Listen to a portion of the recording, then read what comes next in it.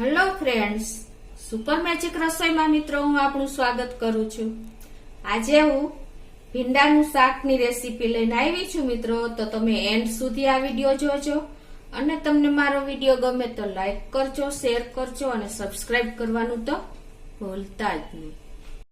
તો ભીંડાના શાક માટેના ઇન્ગ્રેડિયન્ટ પણ તમને બતાવી દઉં। એમાં મેં જો 250 ગ્રામ ભીંડો લીધો છે, ચણાનો લોટ છે, એકદમ ઝીણા સમારેલા કાંદા છે, ઝીણા સમારેલા ક્રશ કરેલા ટમેટા છે, ધાણા ભાજી છે, ડાઈસ કરેલા કાંદાના પીસ છે, મરચું છે ઝીણું સમારેલું, અને આદુ છે, લસણ છે ઝીણા સમારેલા, અને લીંબુનો રસ છે, અને દહીં છે, તેલ છે, પાણી છે, અને રૂટીન મસાલા અને ગરમ મસાલો। મિત્રો આટલા ઇન્ગ્રેડિયન્ટ આપણે શાક બનાવવા માટે લેશું। તો પેલા મિત્રો આપણે ભીંડો કેવો ચૂઝ કરવો ને એ પણ હું તમને બતાવી દઉં। જો આપણે ભીંડો માર્કેટમાં લેવા જાય ને તો આ જે ડંઠલ પાછળનો ભાગ હોય ને એ આમ ઈઝીલી તૂટી જાય ને, તો એવો ભીંડો એકદમ કૂણો હોય છે અને શાક બનાવવા માટે એકદમ સોફ્ટ હોય છે। જો તમને બતાવ્યું ને એ રીતે તમારે ચૂઝ કરવાનો છે। પ્લસ તમારે સડેલો ન હોય ને એ પણ તમારે જોઈ લેવાનું છે। એટલે એકદમ આપણે તાજો ભીંડો લેવો હોય ને તો આ એનું ચીન છે કે આ રીતે તમે ચેક કરી શકો લેવા જાઓ જયારે બિગનર્સ લોકો હોય છે ને એને ખ્યાલ નથી હોતો। અને હવે આપણે આને કટિંગ કરી લેશું। કટિંગ કરવા માટે મિત્રો શું કરવાનું છે, આપણે એનો પાછળનો ડંઠલ અને આગળનું ડંઠલ આ રીતે આપણે કટિંગ કરી લેવાનું છે। પ્લસ તમારે જો ભીંડો આપણો સડેલો છે કે નહીં એ જોવા માટે તમારે વચ્ચે સ્લીટ મૂકવાની, એટલે કે આ રીતે કટિંગ કરીને તમારે જોઈ લેવાનું કે અંદર સડો હોય ને તો આપણે એ સિંગ દૂર કરી દઈએ છીએ।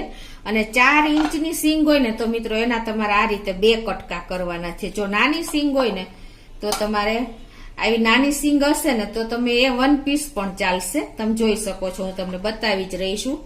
જો આ રીતે વચ્ચે સ્લીટ કરીને ચેક કરી લેવાનું, અને પછી તમારે આ રીતે મીડિયમ આવી નાની સિંગ હોય તો એમને આખી સિંગ ચાલશે। તો આ રીતે આપણે બધો ભીંડો કટ કરી લેશું। તમે જોઈ શકો છો મિત્રો એકદમ સોફ્ટ ભીંડો અને એકદમ તાજો ભીંડો લેવાનો છે, તો જ આપણું શાક ચીકણું નહીં થાય। તો આ રીતે હું બધો ભીંડો સમારી લઉં છું। મિત્રો આ ભીંડાની ક્વોન્ટિટી મારે 250 ગ્રામ છે, તમે એ પણ નોટ કરજો। એ પ્રમાણે આપણે બધા મસાલા હું તમને બતાવીશ। તો આ રીતે જો આપણે ભીંડો સમાર્યા પછી હવે એમાં આપણે મસાલો કરશું મેરી। એમાં આપણે અડધી ટીસ્પૂન જેવું, 250 ભીંડો છે ને તો આપણે અડધી ટીસ્પૂન જેવું મીઠું નાખી દેશું, અડધી ટીસ્પૂન જેવી હળદર, અડધી ટીસ્પૂન જેવું લાલ મરચું, અને 1 લીંબુનો રસ નાખી દેશું આપણે। આ રીતે આપણે થોડો થોડો નાખતા જાશું।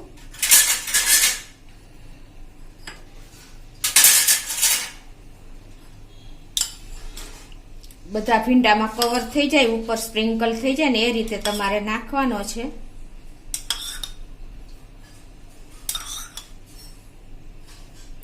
એને આ રીતે આપણે સરખો મિક્સ કરી લેશું મસાલો ને બધું। પાછો આપણે થોડોક લીંબુનો રસ નાખી દેશું, ટોટલી 1 ટેબલ સ્પૂન લીંબુનો રસ મેં નાખ્યો છે। અને હવે એમાં આપણે થોડો થોડો ચણાનો લોટ, 2 ટેબલ સ્પૂન ચણાનો લોટ છે, એટલે આપણે થોડો થોડો નાખીને ભીંડાની સિંગને કવર થાય ને એ રીતે આપણે સ્પ્રિંકલ કરતા જાશું અને સરખી રીતે એને ઉછાળીને મિક્સ કરી લેશું।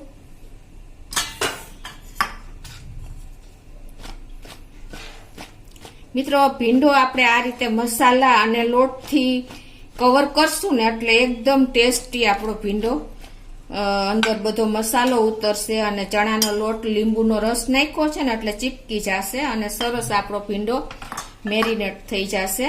અને આને આપણે 10 મિનિટ રેસ્ટ આપશું। મિત્રો આ મેથડથી તમે ભીંડો કરશો ને તો તમારો ભીંડો ચીકણો નહીં થાય, પ્લસ ટેસ્ટી બનશે। આ શાક મિત્રો એકદમ ટેસ્ટી ચટાકેદાર, તમે ક્યારેય નહીં ખાધું હોય ને એવું આપણું આ શાક તૈયાર થાય છે।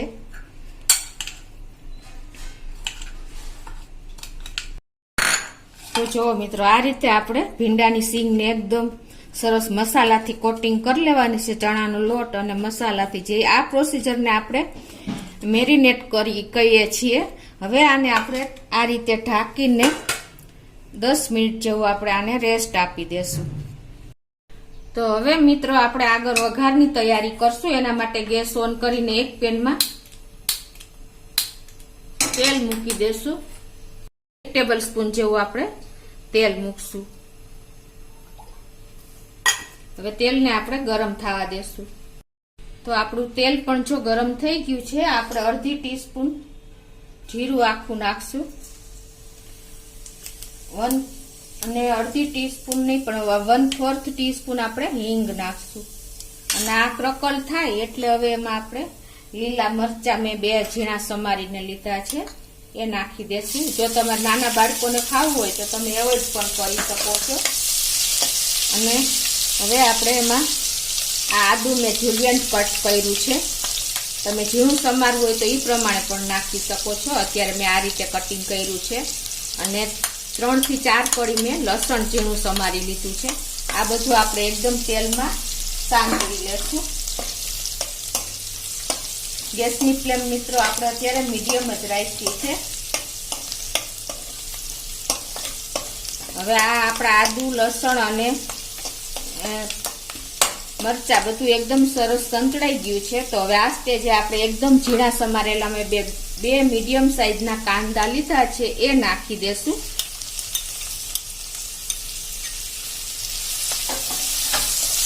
અને આને પણ આપણે એકદમ સ્લો ફ્લેમ ઉપર જ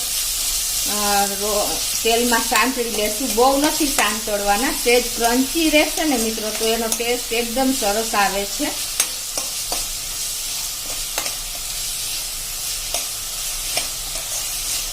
એકાદ મિનિટમાં આપણા કાંદા પણ તૈયાર થઈ જશે. હવે જો આપણા કાંદા પણ થઈ ગયા છે અને તેલ પણ તમે જુઓ છૂટ્યું છે. એટલે હવે આ સ્ટેજે આપણે એમાં મેં 2 મીડિયમ સાઈઝના ટમેટા એકદમ ઝીણા કટિંગ કરી લીધા છે, ક્રશ જેવા, એ નાખી દેશું. તમે તમારે પેલી પેસ્ટ કરવી હોય તો પણ ચાલે અને આ રીતે તમે ક્રશ જેવા કરશો તો પણ ચાલશે. હવે એને પણ આપણે આ રીતે એકદમ સ્લો ફ્લેમ ઉપર જ થવા દેશું. અને આ સ્ટેજે આપણે ટમેટા જલ્દી ચડી જાય પ્લસ પાણી એનું છૂટે એટલે મીઠાનું તો આપણે મીઠું પણ નાખી દેશું, અડધી ટીસ્પૂન જેવું.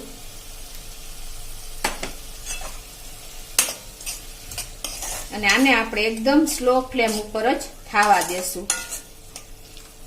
આપણા ટમેટા ગળી જાય અને મસાલો બધો એક રસ થઈ જાય ત્યાં સુધી આપણે એને ગેસ ઉપર થવા દેશું.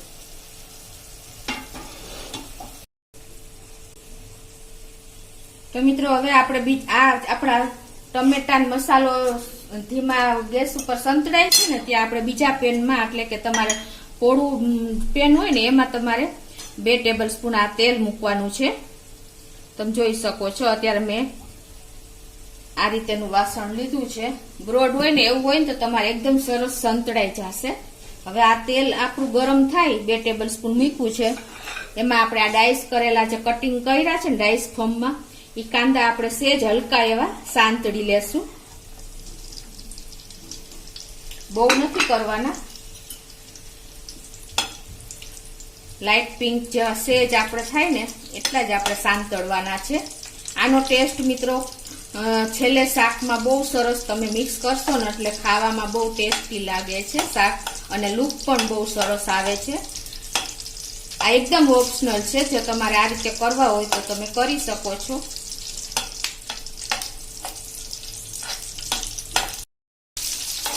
તો આપણા કાંદા લાઇટ પિંક જેવા આમથા હલકા એવા આપણે ફ્રાય થઈ ગયા છે. આ રીતે તમે જો પોળું વાસણ લેશો ને તો તમારે એક પીસ સરસ તેલમાં જલ્દી સંતળાઈ જશે. તો એને પણ આપણે એક વાસણમાં લઈ લેશું.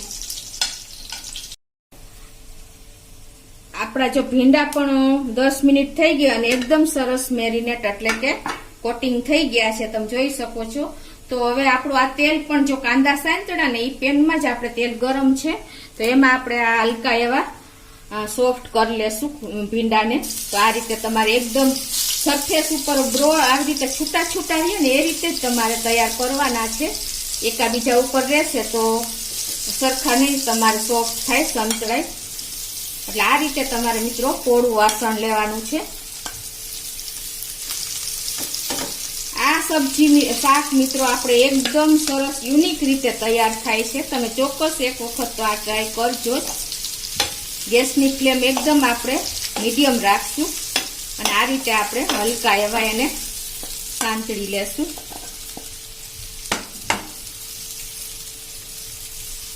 મિત્રો એને જે આપણે ચણાના લોટથી કોટ કર્યા છે ને એ બધો મસાલો ભીંડાને એકદમ થઈ જશે સ્ટીક અને એકદમ સરસ આપણો ભીંડો મસાલેદાર તૈયાર થઈ જાય છે. અને હલકો એવો આપણે આને શેકવાનો, આવી રીતે સોફ્ટ કરવાનો છે. પ્લસ તમને એમ લાગશે કે આમાં લીંબુનો રસ નાખ્યો છે તો કડવાશ આવી જશે, એવું બિલકુલ નહીં થાય મિત્રો. તમે જોઈ શકો છો આ રીતે કરવાથી આપણા ભીંડાની ચીકાશ પણ દૂર થઈ જશે, જરા પણ ચીકણો નહીં લાગે, કેમ કે આપણે લીંબુનો રસ 1 ટેબલ સ્પૂન નાખીને એને મેરિનેટ કર્યો છે. તો જો આ રીતે આપણે હલકો એવો જ એને સાંતળવાનો છે મસાલા સાથે જ બ્રોડ પેનમાં. પોળું વાસણ હશે ને તો તમારું સરસ સંતળાઈ જશે. હવે આપણે ગેસ બંધ કરી દેશું અને એક વાસણમાં લઈ લેશું. તો આ બાજુ જો આપણે ટમેટા એકદમ સરસ મેશ થઈ ગયા છે અને સરસ એવું જો તેલ પણ છૂટી ગયું છે. તો હવે આમાં આપણે મસાલા કરી લેશું. એમાં આપણે અડધી ટીસ્પૂન જેવું લાલ મરચું નાખશું અને 1/4 ટીસ્પૂન જેવી આપણે હળદર નાખશું, કારણ કે આપણે આ મેરિનેટ કરવામાં પણ હળદર નાખી હતી. અને 1/2 ટીસ્પૂન જેવું આપણે ધાણા જીરું નાખી દેશું.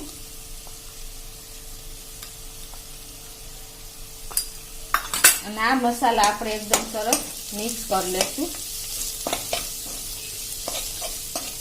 આપણા મસાલા પણ સરસ મિક્સ થઈ ગયા છે. તો હવે એમાં આપણે અડધો કપ જેવું આપણે દહીં નાખી દેશું મિત્રો. અને અત્યારે આપણે ગેસની ફ્લેમ ફૂલ કરીને આપણે કન્ટિન્યુ સ્પીડમાં જ ચલાવશું, એટલે આપણું દહીં ન ફાટે. જો તમે ચલાવવામાં અને ગેસ ધીમો હશે ને તો તમારું દહીં ફાટવાના ચાન્સીસ છે. તો આ રીતે તમારે એકદમ સ્પીડમાં દહીં નાખ્યા પછી મસાલા સાથે ચલાવવાનું, એટલે તમારું દહીં એકદમ સરસ મેશ થઈ જાય, ફાટે નહીં. આ પણ એક ટીપ જ તમને બતાવું છું મિત્રો, તમે ખાસ નોટ કરજો. ફૂલ ફ્લેમ ઉપર અને સ્પીડમાં તમારે ચમચો કન્ટિન્યુ ચલાવતો રહેવાનો, જ્યાં સુધી મિક્સ ન થાય મસાલા સાથે ત્યાં સુધી.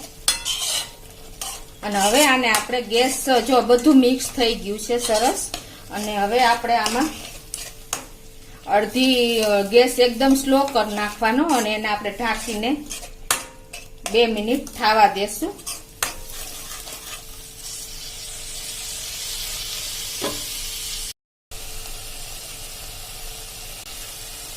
તો આ રીતે જો આપણે 2 થી 3 મિનિટ ચડી ગયું, આપણે દહીં સરસ ધીમા તાપ ઉપર સ્લો ફ્લેમ ઉપર અને તેલ પણ છૂટું પડી ગયું છે. તો આ સ્ટેજે આપણે 2 ટેબલ સ્પૂન જેવું જ પાણી નાખવાનું છે મિત્રો, વધારે નથી નાખવાનું. અને આ બધું આપણે મિક્સ કરીને આને હજી આપણે 2 મિનિટ ખાવા દેશું.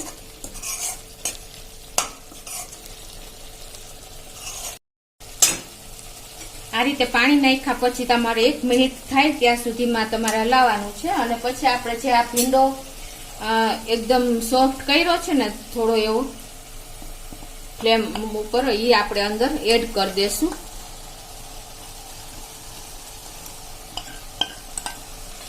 અને આને આપણે મિક્સ કરીને 4 થી 5 મિનિટ આપણે થવા દેશું.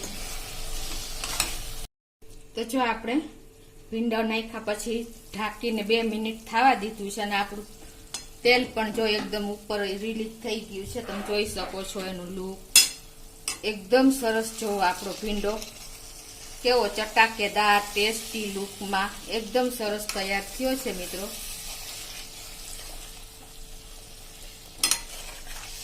હવે આપણે આ સ્ટેજે આપણે હવે તૈયાર થઈ ગયું છે, આપણું તેલ પણ છૂટી ગયું છે. તો આપણે જે હલકા એવા કાંદાના ડાઈસ કટિંગ કરેલા આપણે સાંતળા છે ને એ આપણે હવે એડ કરી દેશું આમાં. એનાથી એનો ટેસ્ટ અને લુક બંને સરસ લાગે છે. અને આપણે એને હવે બહુ સાંતળવાના, આવી રીતે ચોળવવાના નથી, પણ ખાલી મિક્સ જ કરવાના છે 1 મિનિટ જ. તમે જોઈ શકો છો. હવે કાંદા આપણે બહુ નથી કરવાના, મેં તમને કીધું એમ. અડધી ટીસ્પૂન જેવો આપણે હવે ગરમ મસાલો નાખી દેશું.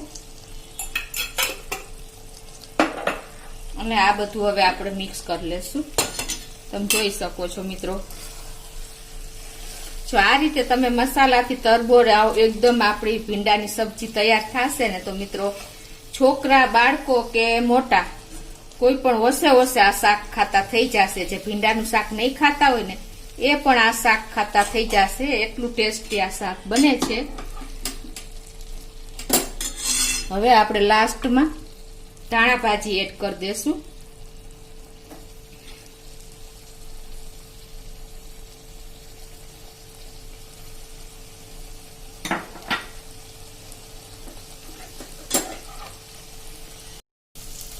તો આ રીતે જો આપણા ક્રન્ચી કાંદા રહેશે ને ડાઈસ કટિંગ કરેલા, એનો ટેસ્ટ પણ શાકમાં સરસ આવશે. અને આપણે ધાણા ભાજી નાખીને બધું મિક્સ કરી લીધું છે. અને હવે ગેસ બંધ કરી દઉં છું. તમે જોઈ શકો છો મિત્રો કેવું લુક આવે છે શાકનું. એકદમ ટેસ્ટી લચકેદાર આપણું ભીંડાનું શાક તૈયાર થયું છે. તો હવે એને આપણે સર્વ કરી લઈએ. હવે હું એને એક બાઉલમાં સર્વ કરી લઉં છું.